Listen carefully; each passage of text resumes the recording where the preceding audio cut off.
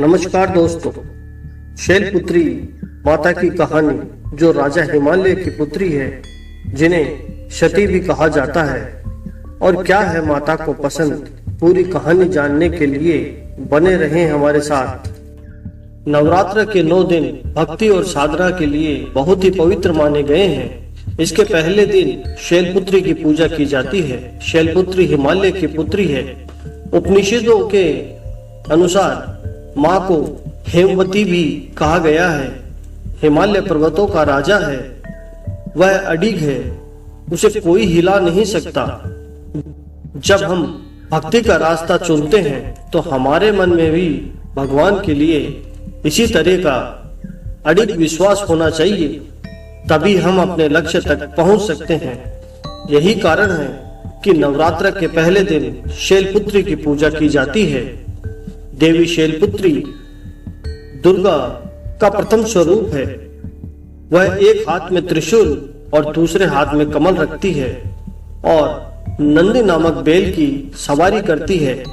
देवी पार्वती का जन्म हिमालय की बेटी के रूप में हुआ था और संस्कृत में शैल का अर्थ पर्वत होता है, इसलिए उन्हें शैलपुत्री के नाम से जाना जाता है। पौराणिक कथा के मुताबिक देवी पार्वती ने पूर्व जन्म में पति भगवान शिव को पुनः पति के रूप में पाने के लिए कठोर तप किया था, जिसके बाद उनके तप से प्रसन्न होकर शिव जी ने एक बार फिर से पार्वती माता को पत्नी के रूप में स्वीकार कर लिया था। मां शैलपुत्री का वास काशी नगरी वाराणसी में माना जाता है। वहां शैलपुत्री का एक बेहद प्राचीन मंदिर है, जिसके बारे में मान्यता है कि यहाँ मां शैलपुत्री के सिर्फ दर्शन करने से भक्तजनों की मुरादें पूरी हो जाती है। कहा जाता है कि नवरात्र के पहले दिन यानी प्रतिपदा को जो भी भक्त मां शैलपुत्री के दर्शन करता है, उसके सारे वैवाहिक जीवन के कष्ट दूर हो जाते हैं। चूंकि मां शैलपुत्री का वाहन वृषभ है, इसलिए उन्हें वृषारूढ़ा भी कहा जाता है। उनके बाएं हाथ में कमल और दाएं हाथ में त्रिशूल रहता है। मां शैलपुत्री को सती के नाम से भी जाना जाता है। दोस्तों, कथा शुरू करने से पहले आपसे निवेदन है, इस पावन कथा को पूरा अवश्य सुने, ताकि आपको इस कथा का पूर्ण लाभ प्राप्त हो सके।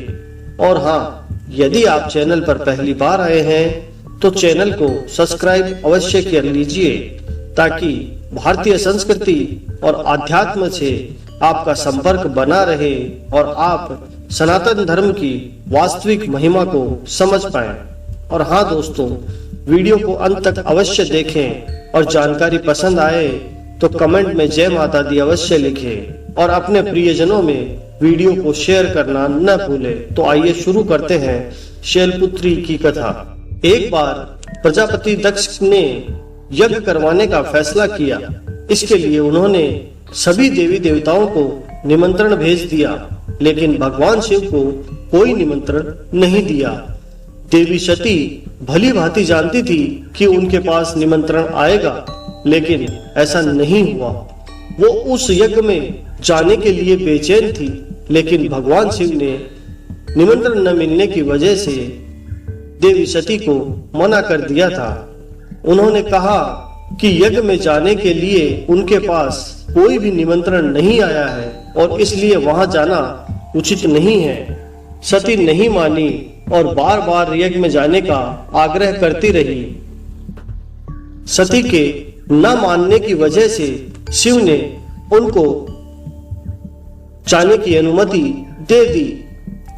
सती जब अपने पिता प्रजापति दक्ष के यहाँ पहुंची तो देखा कोई भी उनसे आदर और प्रेम से बातचीत नहीं कर रहा था। सारे लोग मुंह फेरे हुए थे और सिर्फ उनकी माता ने स्नेह से उन्हें गले लगाया।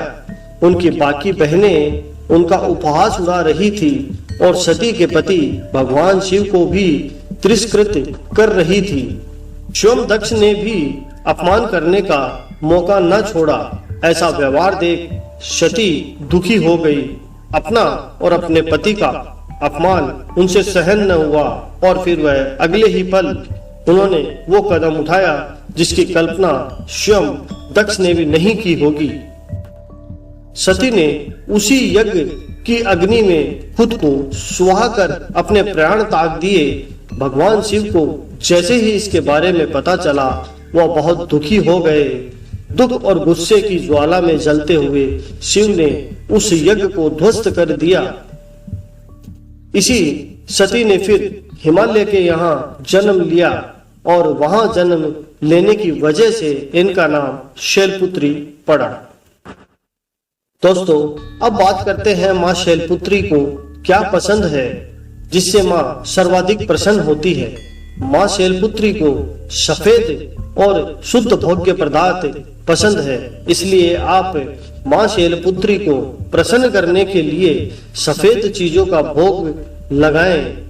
अगर घर परिवार को निरोगी जीवन और स्वस्थ शरीर चाहिए तो माँ को गाय के शुद्ध घी से बनी सफेद चीजों का भोग लगाएं।